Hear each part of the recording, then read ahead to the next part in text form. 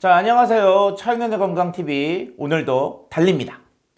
이거 좀 해도 너무한 거 아니에요, 진짜? 아니, 이게 뭐 1세대니 2세대니 하다가 이제는 뭐 5세대, 6세대기까지 막 나오는데 지난 주까지도, 즉 지난 녹화까지도 저희가 바이오틱스에 대한 얘기들을 많이 했거든요. 그런데 아니, 또 새로 나왔어. 또 오늘 말씀드릴 저희의 새로운 바이오틱스는요, 메타바이오틱스입니다.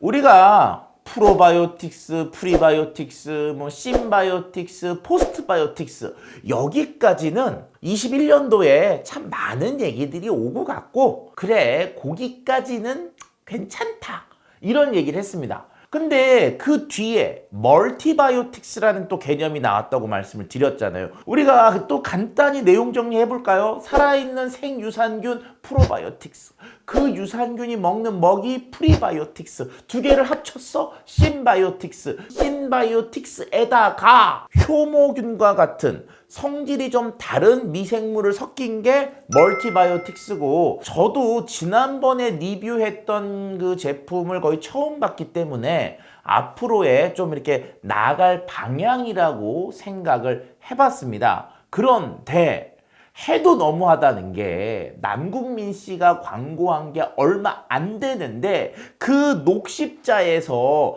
메타바이오틱스라는 또 다른 제품을 내쓴 거, 이거 좀 너무한 거 아닙니까? 우리는 아직 남궁민의 포스트바이오틱스도 다 못 봤는데. 메타바이오틱스라고 하는 좀 새로운 개념을 이쪽에선 제시를 하고 있는데, 이게 과연 근거가 있느냐 없느냐, 요거에 대한 리뷰를 좀 말씀드리고 싶어요. 결론부터 말씀드린다면 세모 정도?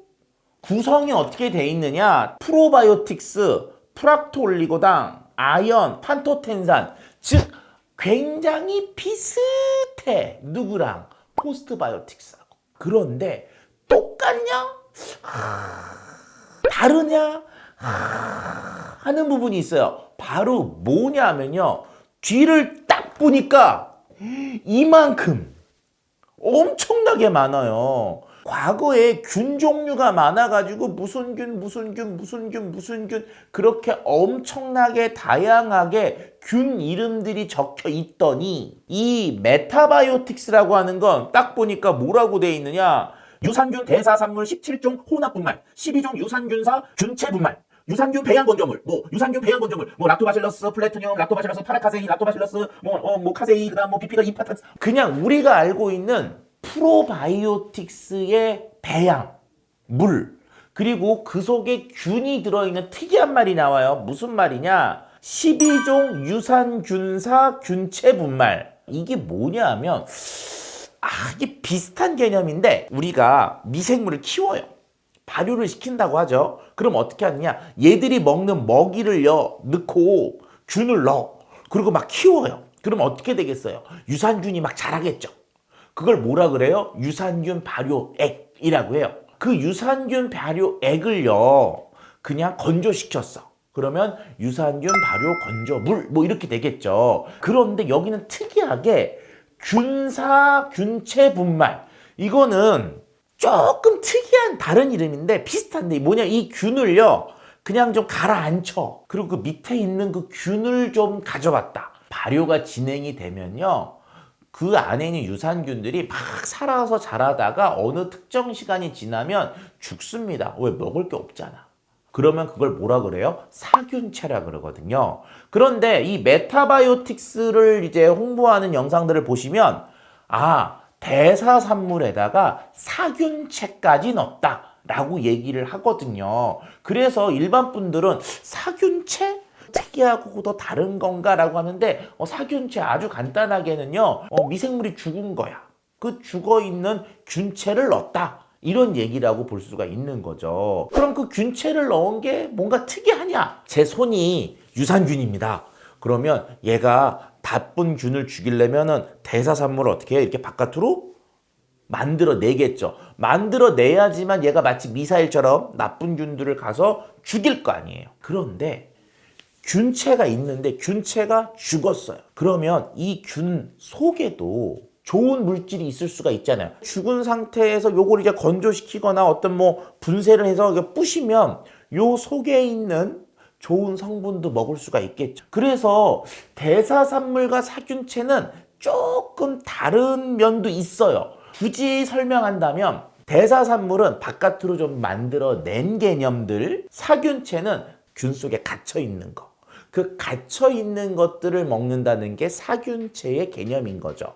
요거까지 같이 먹는 개념이 바로 메타바이오틱스의 접근법이라고 할 수가 있습니다. 이게 우리가 이제 배양을 하잖아요. 발효를 시켜서 배양을 하면 그 배양을 건조시키면 그 건조물 자체 속에는 사균체들이 들어가요. 일반적으로. 특별하게 완전히 쫙 다 걸러버리지 않는 한 일반적으로 배양액, 배양분말, 배양건조물 이런 것들이 되면 그 속에 어쨌든 사균체들이 조금은 들어가거든요. 그러니까 포스트바이오틱스도 사균체에 대한 접근도 가능성이 있었던 거라고 볼 수가 있는 거예요. 그런데 메타바이오틱스는 조금 더 그 부분을 엄청나게 세밀하게 만들어진 것으로 볼 수가 있습니다. 제 개인적 의견으로는 포스트바이오틱스와 메타바이오틱스의 큰 차이가 있느냐? 그렇게 크진 않아요. 두 개의 가격이 비슷하다 그러면 메타를 드시든 포스트를 드시든 상관은 없을 것 같아요. 자, 한번 생긴 걸 보도록 하겠습니다. 자, 여기 균수를 한번 볼게요. 균수 보니까요. 100만, 1000만, 억, 10억. 10억 마리 들어있네요. 한 포에 10억 마리. 그러니까 균수도 거의 비슷한 구성으로 돼 있어요. 그러니까 뭐 거의 같다. 같은 회사 거라서 그런지 모양도 거의 같다. 맛도 보겠습니다. 맛도 거의 똑같을 거다.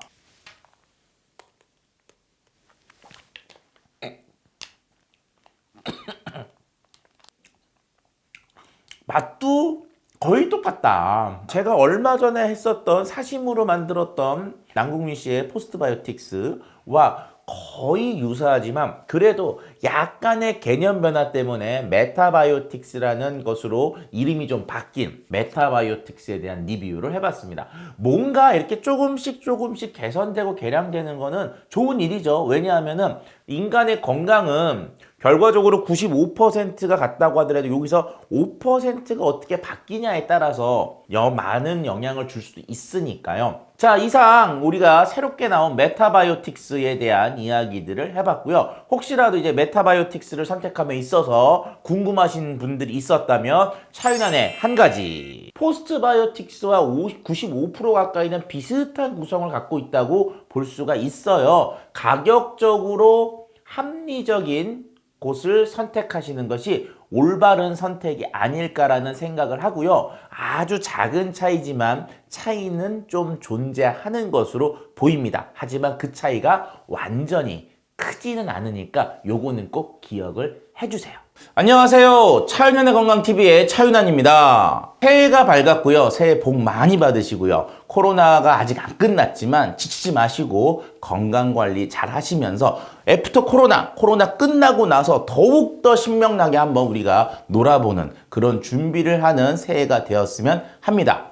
차윤환의 건강TV는요, 이전에 어떤 제품에 대한 리뷰를 꾸준히 해드렸지만 이제는 맞춤형 영상으로 여러분들에게 찾아가려고 합니다. 평상시에 자기가 몸이 좀 이래, 몸이 좀 저래, 그런데 뭘 먹어봐야 되겠는데 건강 있는 식품 종류가 너무 많아, 그래서 뭘 먹어야 될지 모르겠어, 이런 분들은 내용을 올려주시면 저희가 아는 만큼 찾아서 딱 맞춤형으로 설명을 해드리도록 하겠습니다. 여러분들을 위한 맞춤형 컨텐츠 저희들이 준비해서 돌아올 테니까요. 여러분들은 뭐를 궁금해 하는지에 대한 질문 꼭 댓글에 올려주세요.